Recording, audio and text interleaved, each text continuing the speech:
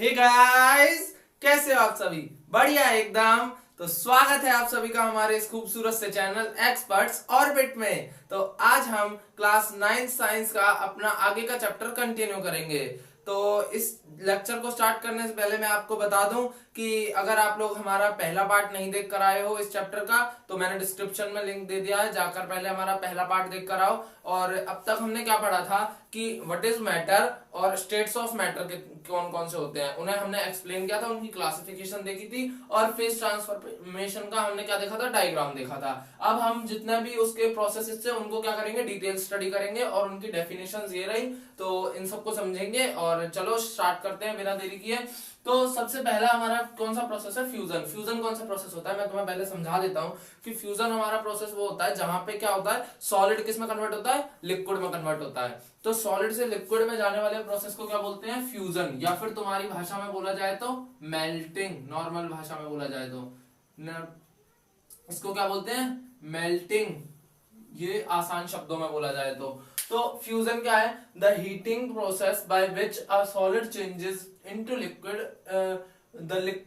Into liquid, थोड़ी सी mistake, into liquid is called fusion.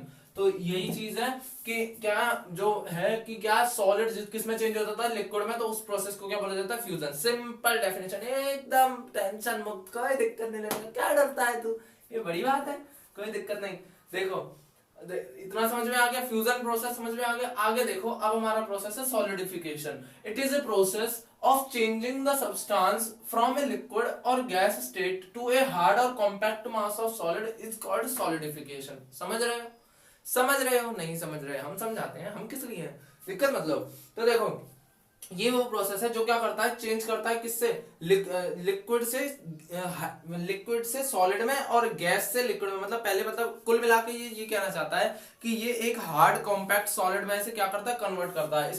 इसको इतनी वो डिटेल में, मतलब सिंपली अगर तुम लिक्विड टू सॉलिड भी लिख दोगे तो वो चीज भी सही होगी। ये मैंने तुम्हें अंडरस्टैंड करने के लिए थोड़ा, समझ रहे हो ना, अरे समझ ही रहे होगे, कहाँ ध्यान रहे। हाँ, तो ये वो है कि बेसिकली क्या कि लिक्विड स्टेट से कौन से स्टेट को गेन करने के लिए, सॉलिड स्टेट को। तो समझ रहे हो, तो ये वो चीज है। तो सॉलिडिफिकेशन क्या है कि देखो भाई, लिक्विड से सॉलिड से लिक्विड में जाने के लिए क्या होता है, फ्यूजन। और लिक्विड से सॉलिड में आने के लिए क्या बोलता है, सॉलिडिफिकेशन। इसको भी आसान शब्दों में क्या बोलते हैं, फ्रीजिंग।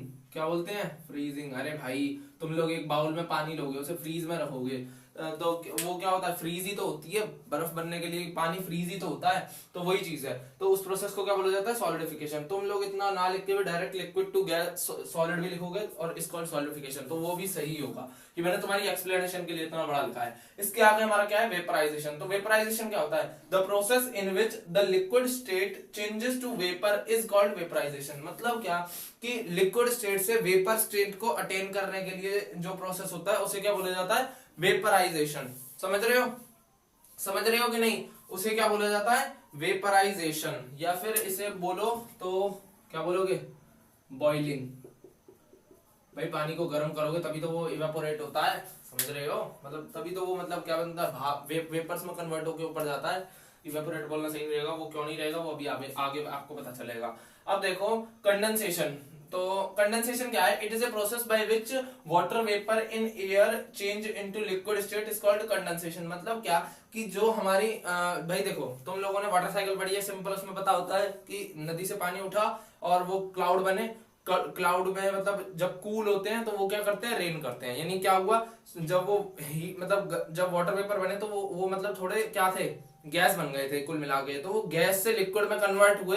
तो उस प्रोसेस को, गैस से लिक्विड में कन्वर्ट होने वाले प्रोसेस को क्या बोला जाता है, वो कंडेंसेशन। समझ गए, समझ ही गए होगे, इतना समझ में आ गया ना। हाँ, तो आगे देखो, आगे अब हमारा प्रोसेस है sublimation. Change of solid state of matter directly to vapour state by direct heating without attaining liquid state and on cooling vapor to solid is called sublimation। मतलब क्या, डरने का नहीं, इतनी लंबी चौड़ी लिखवाई है, डरने का नहीं, आसान शब्दों में समझो भाई। Change of solid state of matter, solid states of matter से डायरेक्टली टू वेपर, यानी वेपर स्टेट में डायरेक्टली, बिना लिक्विड स्टेट को अटेन किए, जैसे कि अब आइस क्यूब है, तो आइस क्यूब क्या करता है, आइस क्यूब पहले लिक्विड बनेगा, फिर लिक्विड से फिर वो वेपर बनता है, लेकिन ये कौन सा प्रोसेस है, डायरेक्ट सॉलिड से वेपर बन जाता है। समझ रहे हो, इसका एग्जांपल दूंगा, दिक्कत मत लो।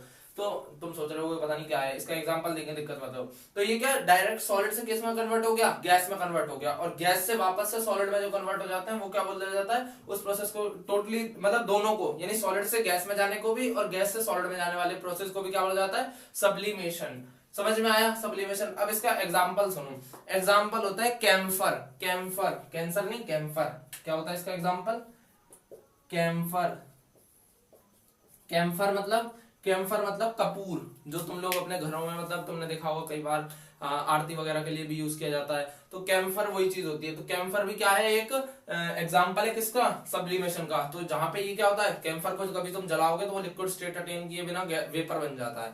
और एक चीज और होती है कि क्या बोलते हैं, वो तुम लोगों ने वो देखी होंगी naphthalene balls. Naphthalene balls basically वो होती हैं व्हाइट कलर की, एक मतलब एक स्मॉल बॉल्स सी आती हैं, तो उन्हें कपड़े वगैरह में रखा जाता है ताकि कीड़ा वगैरह ना लगे कपड़े में, तो इसलिए होता है। तो वो भी क्या होता है, वो भी क्या करते हैं, बिना लिक्विड स्टेट अटेन किए गैस में मतलब वेपर बन जाते हैं उनकी भी।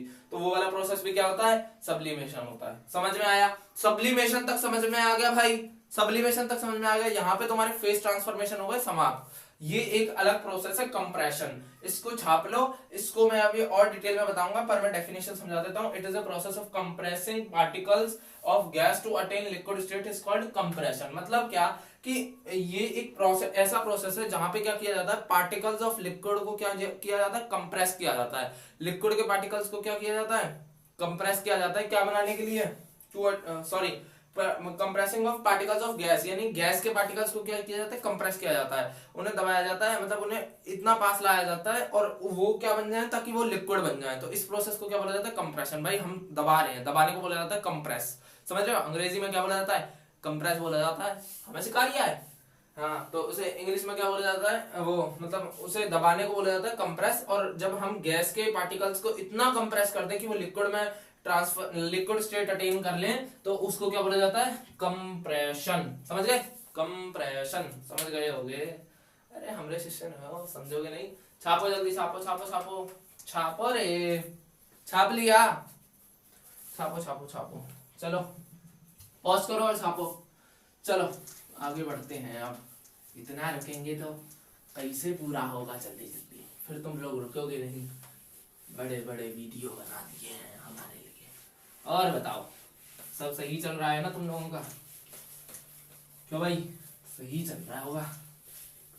अब बोलोगे क्या बात कर रहे हो भैया, कैसे सही चलेगा, कहाँ से सही चलेगा, यहाँ अगर सही चल रहा होता तो यहाँ पढ़ने आते। अरे हमको पता है तुम तेजस्वी लोग। आगे देखो भाई, अब मैं तुम्हें क्या बताने वाला हूँ, पहले मैं टेम्परेचर स्केल बता देता हूँ, उसके बाद मैं कंप्रेशन का प्रोसेस समझाऊंगा। तो टेम्परेचर स्केल बेसिकली क्या है, टेम्परेचर स्केल समझे कि नहीं, समझ गए होगे। अब देखो टेम्परेचर स्केल क्या है, यहां पे है फ़ारेनहाइट, शायद यही होती है स्पेलिंग, ठीक है ना, देख लेना भाई, स्पेलिंग मेरे को थोड़ी बहुत मिस्टेक होगी शायद, फ़ारेनहाइट। और यहाँ पे क्या आएगा, केल्विन, और यहाँ पे आएगा हमारा सेल्सियस, ठीक। अब देखो भाई, सिंपल साधारण सामान्य है। तुम लोगों ने पहली बात तो मैं तुम्हें एक चीज बता दूं कि दो तरीके की यूनिट होती है, एक होती है एसआई यूनिट और एक होती है नॉर्मल यूनिट्स। तो अब सुनो, जो एसआई यूनिट होती है वो वाली यूनिट्स होती है जो क्या इंटरनेशनल लेवल पे, मतलब अब देखो मान लो कि इंडिया में चल रही है सेल्सियस, कहीं और मतलब किसी और देश में चल रही है फ़ारेनहाइट, किसी और देश में चल रही है केल्विन। तो इसलिए एक स्टैंडर्ड यूनिट बनाई जाती है, उसे क्या मतलब हर एक चीज की एक स्टैंडर्ड यूनिट होती है। तो एसआई यूनिट मतलब होता है स्टैंडर्ड इंटरनेशनल यूनिट्स, समझ गए। तो कई बच्चों को यही नहीं पता होता, तो वो बता रहा हूं मैं इसलिए। तो अब सुनो, जो हमारी टेम्परेचर की एसआई यूनिट है वो कौन सी है, केल्विन, यानी कि इंटरनेशनल जो एसआई यूनिट है वो हमारी कौन सी है, केल्विन है। अब समझो कि ये इन्हें आपस में कन्वर्ट कैसे किया जाता है। सबसे पहले देखो, फ़ारेनहाइट को कन्वर्ट करने का क्या तरीका होता है, 9/5 प्लस C और 9/5 C प्लस 32, ये हमारा फ़ारेनहाइट में कन्वर्ट करने का वो होता है क्या, फॉर्मूला। समझ गए, इसको ध्यान में रखना। अगर सेल्सियस में टेम्परेचर गिवन है तो फ़ारेनहाइट में कन्वर्ट करने का ये फॉर्मूला है 9/5। यहाँ पे C की जगह पे क्या आएगा, जो सेल्सियस में टेम्परेचर दे रखा है, क्या दे रखा है, temperature in Celsius, degree Celsius, temperature in degree Celsius दे रखा है, तो वो यहाँ पे डालो, ये 9/5 प्लस 32। तो इस पूरी इक्वेशन को सॉल्व करोगे तो तुम्हें फ़ारेनहाइट में क्या मिल जाएगा, टेम्परेचर मिल जाएगा।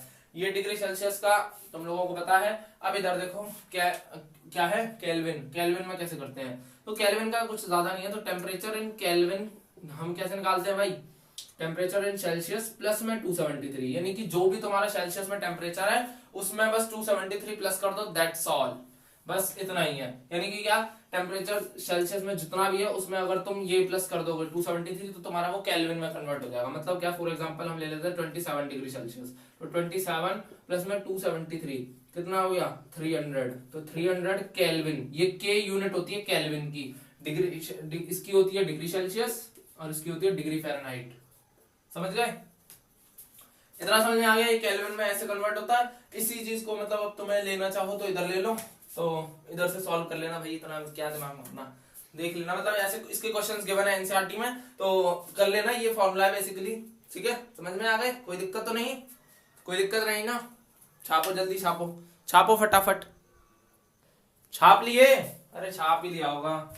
मैं सोच रहा हूँ चलो तुम्हें डिग्री फ़ारेनहाइट का भी करवा देता हूँ एक एग्जांपल। तो डिग्री फ़ारेनहाइट का देख लो, तो इसका ले लेते हैं हम 30 डिग्री सेल्सियस। तो अब देखो, तो 9/5 और इनटू में क्या चल रहा है 30, हमने 30 डिग्री ले लिया ना, समझ रहे हो, 30 डिग्री सेल्सियस, हमने डिग्री सेल्सियस की वैल्यू ले ली C की, तो यहाँ पे 30 और ये 32 है ना। ठीक है, कॉमन सेंस लगाओ, 9 6 बोल बोल बोल 54 प्लस 32 कितना हो गया भाई, बोल बोल बोल 86। समझ गए, 86 डिग्री फ़ारेनहाइट। समझ गए, समझ गए, समझ गए, समझ गए, करो जल्दी जल्दी जल्दी करो, इतना टाइम पास नहीं। छाप लिया, एग्जाम्पल छाप लिया ना फटाफट, चलो चलो चलो चलो, इतना टाइम नहीं है, इतना टाइम नहीं है भैया, भागो भागो भागो, क्योंकि तुम लोगों को भी भागना होगा, इसलिए नो ड्रामा, फटाफट लिखो, नो बदतमीजी।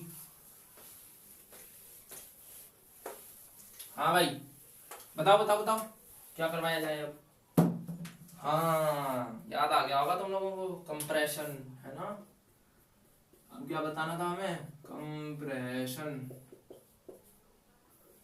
तो अब देखो, कंप्रेशन का शायद तुम्हारे बुक में एक एक्टिविटी भी दे रखी है, यही है वो, शायद यही है। तो अब देखो एनसीईआरटी में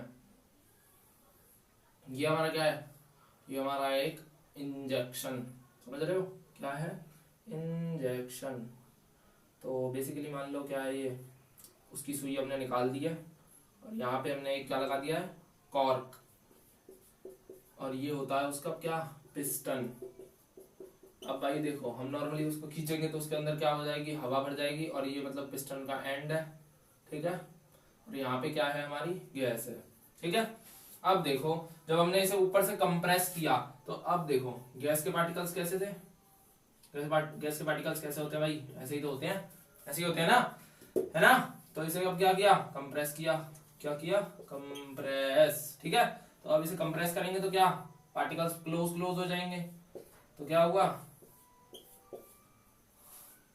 भाई, ये मैंने 3, अब ये मत बोलना कि ये 3 से इतने कैसे हो गए, मतलब कुल मिला के इन्हें पास लाया गया, ये मैंने, अब समझ रहे हो ना, इतना बड़ा, मतलब इसके लिए बड़ा बॉक्स बनाना पड़ेगा, फिर वही झंझट, तो इसलिए समझ लो, बस ये समझ लो कि इसे कंप्रेस किया गया, तो ये क्या हो गया, ये गैस था, ये गैस का स्टेट था, ये किसका बन गया, लिक्विड। समझ गए, ये क्या बन गया, लिक्विड का। तो हमने क्या किया, इसके नीचे कॉक लगा दिया, तो ये इससे क्या बन गया, ये एयर टाइट कंटेनर बन गया, ताकि गैस बाहर ना जाए। अब हमने ऊपर से पिस्टन से कंप्रेस किया, क्योंकि ऊपर से तो ये पूरा ढका ही होता है, मतलब इसके थ्रू तो बाहर जाएगी नहीं, इधर से जो था वो हमने कॉक लगा के बंद कर दिया। अब हमने ऊपर से पिस्टन को प्रेस किया, तो इससे क्या हुआ, गैस क्या होगा, गैस के पार्टिकल्स क्या हुआ, पास पास आ गए। अब गैस के पार्टिकल्स पास आ गए, तो ये किसकी प्रॉपर्टी हो गई, लिक्विड की हो गई, तो ये किसमें कन्वर्ट हो गई, गैस किसमें कन्वर्ट हो गई, अरे बोल बोल बोल, सो जाता है बार बार, तो गैस किसमें कन्वर्ट हो गई, बोल, लिक्विड में। समझ गए, कंप्रेशन समझ में आया, कंप्रेशन का पूरा प्रोसेस समझ में आया। छापो फटाफट डायग्राम और वो सब, छापो छापो छापो, चलो इसके एग्जाम्पल भी लिखवा ही देते हैं, वैसे तो छाप लिया होगा तुम लोगों ने। अब देखो भाई एग्जाम्पल, एग्जाम्पल में क्या लिखेंगे भाई, बताओ बताओ, किसी को पता है एग्जाम्पल क्या हो सकता है इसका, बताओ किसी को पता है? तो नहीं पता, मुझे पता है, मेरी क्लास में सारे अनपढ़ कर हैं। अरे नहीं नहीं ऐसी बात नहीं है, कुछ इंटेलिजेंट भी है क्यों भाई, हैं? एलपीजी और सीएनजी, कंप्रेस्ड नेचुरल गैस और लिक्विड पेट्रोलियम गैस, ये दोनों एग्जांपल किसके हैं? किसके कंप्रेशन के। इन्हें क्या किया जाता है? कंप्रेस किया जाता है, ठीक है, या फिर कूल किया जाता है दूसरी लैंग्वेज में बोला जाए तो इससे क्या बन जाती है? ये गैस बन जाती है, समझ गए? वो सॉरी गैस बोल रहा हूँ, लिक्विड बन जाती है। तभी तो भाई सिलेंडर्स में भरी जाती है। ये सिलेंडर्स में तुम्हें क्या लगता है हवा भर दी जाती है? अच्छा बहुत तेज हो रहे हो, वो लिक्विड भरी जाती है, समझ गए? ज्यादा तेज मत होना। तो वो क्या कंप्रेस करके उसे किस फॉर्म में भरा जाता है? लिक्विड फॉर्म में भरा जाता है। छापो फटाफट। चलो भैया चलो चलो आगे बढ़ते हैं। अब तो हमारे स्क्रीन पर एक क्वेश्चन दिख रहा होगा, तो देखो भाई चलो आगे देखो। देखो भाई हम तुम्हारी स्क्रीन पे तुम्हें एक क्वेश्चन दिख रहा है अच्छा खासा बढ़िया हट्टा कट्टा क्वेश्चन दिख रहा है। तो क्वेश्चन क्या है हमारा, व्हेन सॉलिड मेल्ट्स, यानी कि क्या कोई सॉलिड है वो मेल्ट होता है तो इट्स टेम्परेचर रिमेन्स सेम, उसका टेम्परेचर क्या होता है? सेम रहता है। So where does the heat energy go, मतलब क्या तुम्हारे क्वेश्चन समझ ही नहीं आया, मुझे ये पता चल गया है। इसके कहने का मतलब ये है कि मान लो कोई चीज क्या है, सॉलिड स्टेट में है, वो जब मेल्ट होती है तो जब तक वो मेल्ट होती है तब तक उसका जो टेम्परेचर होता है वो सेम रहता है। तो वो उस टाइम पे जो उसे हीट दी जा रही है तो वो हीट एनर्जी कहाँ जा रही है, वो ये कह रहा है। समझ रहे हो? ये क्वेश्चन ये कह रहा है, क्या कह रहा है कि व्हेन सॉलिड मेल्ट, यानी कि सॉलिड जब मेल्ट होता है इट्स टेम्परेचर रिमेन्स सेम, यानी क्या कि उसका जो टेम्परेचर होता है वो सेम रहता है। So where does the heat energy go, मतलब कि वो उस टाइम पे जो एनर्जी होती है वो कहाँ जाती है। मतलब क्या, तुम्हें मैं एक बार और डायग्राम दिखा देता हूँ। तो तुम्हें एक इमेज शो हो रही होगी शायद, क्योंकि इसकी इमेज मिले ना मिले कोई पता थोड़ी है ना। तो देखो मैं फिर भी तुम्हें यहाँ पे बता भी देता हूँ एक बार। तो मान लो कि ये क्या है, तुम्हारा आइस क्यूब है। तो मान लो तुमने ऐसे नॉर्मल मतलब बाहर मतलब ऐसे ही रूम में रखा निकाल के फ्रिज में से, तो तुम देखोगे कि ये धीरे धीरे क्या हो जाता है, पिघलना स्टार्ट हो जाता है। तो मान लो ये पिघल रहा है अब, है ना, तो पिघल पिघल के ये यहाँ पे क्या है, पानी बन गया ये पूरा सिस्टम, ठीक है। और ये क्या है, ये आइस क्यूब है। तो आइस क्यूब क्या बन गया, पिघल पिघल के क्या बन गया, पानी बन गया। तो अब देखो जब तक ये पिघल रहा होगा तब तक जो इसका टेम्परेचर होगा वो क्या होगा, 0 डिग्री ही रहेगा, 0 डिग्री सेल्सियस ही रहेगा इसका तापमान। मैं जरा वीडियो चेक कर लेता हूं एक बार। चलो सब सही है। तो ये है कि ये जब तक ये मेल्ट हो रहा होगा तब तक इस आइस क्यूब का टेम्परेचर 0 डिग्री रहता है। हालांकि इसको लगातार क्या जा रही है, सराउंडिंग से क्या जा रही है, हीट जा रही है, जिसकी वजह से क्या हो रहा है, मेल्ट हो रहा है। तो ये हीट एनर्जी कहाँ जाती है, इसके बारे में अब इस क्वेश्चन का जवाब देंगे हम। तो अब देखो, तो इस क्वेश्चन का जवाब ये है कि देखो भैया देखो देखो, तो देखो भाई इस प्रोसेस को बोला जाता है लेटेंट हीट ऑफ फ्यूजन। वो हीट होती है हिडन हीट, इसके बारे में हम पढ़ने वाले हैं अभी डिटेल में। तो ये दो टाइप की होती है। इस चीज जो ये हीट जा रही होती है वो लेटेंट हीट के रूप में होती है। लेटेंट का मतलब हो गया इधर हिडन, हिडन मतलब क्या, छुपी हुई हीट। तो ये हीट कहाँ जाती है इसके बारे में अभी डिटेल में बता रहा हूँ, दिक्कत मत लो। तो इसके पहले टाइप्स के बारे में जान लो। तो ये दो टाइप्स की होती है, एक होती है लेटेंट हीट ऑफ फ्यूजन और एक होती है लेटेंट हीट ऑफ वेपराइजेशन। मतलब क्या कि एक लेटेंट हीट वो वाली जो क्या सॉलिड से लिक्विड में जाते टाइम की होती है, और एक हीट वो वाली जो क्या लिक्विड से वेपर स्टेट अटेन करते टाइम होती है। तो दोनों टाइम्स पे क्या होता है, छुप रही होती है हीट। तो जैसे कि अब लिक्विड में कन्वर्ट हो गई तो लिक्विड को जब तक हीट जाती है 100 डिग्री सेल्सियस तक, 100 डिग्री के बाद तुम टेम्परेचर को मतलब पानी का टेम्परेचर सेम ही रहता है, गर्म मतलब जब तक वो पूरा वेपर स्टेट में कन्वर्ट नहीं हो जाता, समझ गए। तो अब इसके बारे में देखने वाले हैं, फटाफट छापो, जल्दी छापो, जल्दी जल्दी जल्दी। हाँ भाई तो अब आगे बढ़ते हैं। तो भाई अभी मैंने तुम्हें बता दिया कि लेटेंट हीट के बारे में, अब हम उसके दोनों डिटेल में उनके दोनों पार्ट्स को डिटेल में जानते हैं। तो देखो भाई मैं तुम्हें बता दूं पहले कि कहाँ जाती है वो हीट। तो latent heat of fusion, the amount of heat required to convert 1 kg of a given solid into liquid is called latent heat of fusion. इन्होंने 1 kg ले रखा है, उस चीज की दिक्कत नहीं है, मैं तुम्हें समझाता हूँ ये कहने का क्या मतलब है। दोनों ही डेफिनेशन का सेम ही मतलब है, तुम समझ लेना क्या है। देखो सेकंड डेफिनेशन भी क्या है हमारी, the amount of heat required to convert 1 kg of given liquid to gas is called latent heat of vaporization. Simple. अब तुम समझो ये लेटेंट हीट का मतलब क्या होता है, ठीक है। इतना स्पेस बहुत है हमारे लिए, इतने में मैं तुम्हें समझा देता हूँ। डेफिनेशंस तो यही है, तो तुम लर्निंग के लिए यूज करोगे। 1 kg को सिर्फ इसलिए यूज किया है कि एक फिक्स्ड अमाउंट के लिए, ठीक है ना। अब देखो तुम इसका इस मतलब वो हीट जाती कहाँ है। फॉर एग्जाम्पल ये आइस क्यूब है, ठीक है, ये आइस क्यूब था तो इसे क्या मिली, हीट मिली भाई, हीट मिली। तो हीट से ये क्या हुआ, पिघलना स्टार्ट हो गया। तो अब ये पिघल रहा है भाई। अब देखो ये सॉलिड है, तो सॉलिड का हमारा मैटर कैसा होता है, मतलब सॉलिड के जो मॉलिक्यूल्स होते हैं वो कैसे पैक होते हैं, एकदम टाइटली टाइटली पैक होते हैं कि नहीं होते हैं? अरे होते हैं भाई, है ना। तो सॉलिड जो मॉलिक्यूल्स हैं वो कैसे होते हैं सॉलिड के, इस तरीके से होते हैं, टाइट एकदम। तो अब क्या है कि अब जब जो इन्हें हीट दी जा रही है तो वो तब तक उस नॉर्मल टेम्परेचर को 0 डिग्री तक आए। 0 डिग्री तक आने के बाद क्या हो गया, अब ये 0 डिग्री से अब मेल्ट होना शुरू हो गया। लेकिन मेल्ट होने के लिए अब ये पार्टिकल्स जब तक चिपके रहेंगे तो इनके पास एनर्जी नहीं है। मतलब अब वो जो एनर्जी इन्हें दी गई वो इनके पार्टिकल्स को एक दूसरे का साथ छोड़ने के लिए दी गई। मतलब क्या कि अब दो चीजों के बीच में फोर्स लग रहा है तो उस फोर्स को तोड़ने के लिए इन, मान लो ये और ये मॉलिक्यूल है, तो इन दोनों मॉलिक्यूल्स के बीच का फोर्स तोड़ने के लिए वो एनर्जी यूज हुई।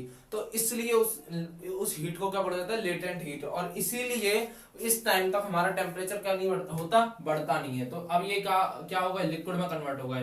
तो लिक्विड में कन्वर्ट होने के लिए इन्हें एनर्जी चाहिए थी, एक दूसरे से दूर होने के लिए इन्हें क्या चाहिए थी, एनर्जी। क्योंकि भाई दोनों ने क्या कर रखा था, एक दूसरे को पकड़ रखा था, तो दोनों को अलग करने के लिए क्या लगेगी, एनर्जी। भाई देखो दो बंदे हैं, दोनों बंदे लड़ रहे हैं। अब दोनों बंदे लड़ रहे हैं तो उन्हें अगर अलग करना है तो उनको क्या, मतलब एक अच्छा स्ट्रांग बंदा आना चाहिए। भाई हल्का फुल्का आएगा तो उसे तो वो एक हाथ मार के दूर कर देंगे। तो एक अच्छा खासा बंदा आना चाहिए, तो वो बंदा क्या है, इसमें एनर्जी है, समझ रहे हो। तो वो एनर्जी क्या कर रही है, इन दोनों को क्या कर रही है, अलग कर रही है। इन दोनों की जो फाइट हो रही है उस फाइट को अलग कर रही है। बेसिकली फाइट नहीं हो रही, ये फोर्स है इसमें। तो उस फोर्स को तोड़ने के लिए वो हीट का यूज किया जा रहा है, ताकि ये क्या हो, एक दूसरे से क्या हो, दूर हो। और ये किस में कन्वर्ट हो जाती है, लिक्विड में। और सेम चीज लिक्विड के मॉलिक्यूल्स को और दूर करने के लिए जो एनर्जी लगती है वही क्या होती है, वो लेटेंट हीट ऑफ वेपराइजेशन। तो सॉलिड से लिक्विड में जो जाते टाइम जो हीट छुपती है उसको बोला जाता है लेटेंट हीट ऑफ फ्यूजन। और जो सॉलिड से लिक्विड से गैस में जाने के लिए लगती है वो होती है हमारी क्या, वेपराइजेशन। समझ गए, समझ गए। ये क्या होता है, उनके मॉलिक्यूल्स के बीच की जो एनर्जी होती है, मतलब दोनों के बीच में फोर्स लग रहा है, दोनों मॉलिक्यूल्स के बीच में, तो दोनों मॉलिक्यूल्स के बीच के फोर्स को तोड़ने के लिए जो वो जो एनर्जी लगी है उस एनर्जी को क्या बोला जाता है, latent heat of fusion. Solid से लिक्विड के केस में, और लिक्विड से गैस के केस में बोला जाता है लेटेंट हीट ऑफ वेपराइजेशन। समझ में आ गया, क्लियर हो गया ना, हो गया ना। छाप छाप जल्दी छाप, जल्दी छाप, टाइम वेस्ट नहीं, छापो छापो छापो, फटाफट छापो। सो गाइस यहाँ पे हमारे वीडियो के सेकंड पार्ट का होता है एंड। तो इसके आगे हम एक ग्राफ देखेंगे एनर्जी और टेम्परेचर का, और फिर उसके बाद मेल्टिंग और बॉइलिंग के बीच में डिफरेंस देखेंगे, और इवेपोरेशन और बॉइलिंग के बीच में भी डिफरेंस देखेंगे। और एक चीज और देखेंगे, रेट ऑफ इवेपोरेशन किस चीज पर डिपेंड करता है, और छोटी मोटी चीजें और हैं तो उसके बारे में हम नेक्स्ट पार्ट में बात करेंगे। तो तब तक के लिए पढ़ाई करते रहो और जुड़े रहो हमारे साथ। तो पढ़ाई करते रहो, ऑल द वेरी बेस्ट।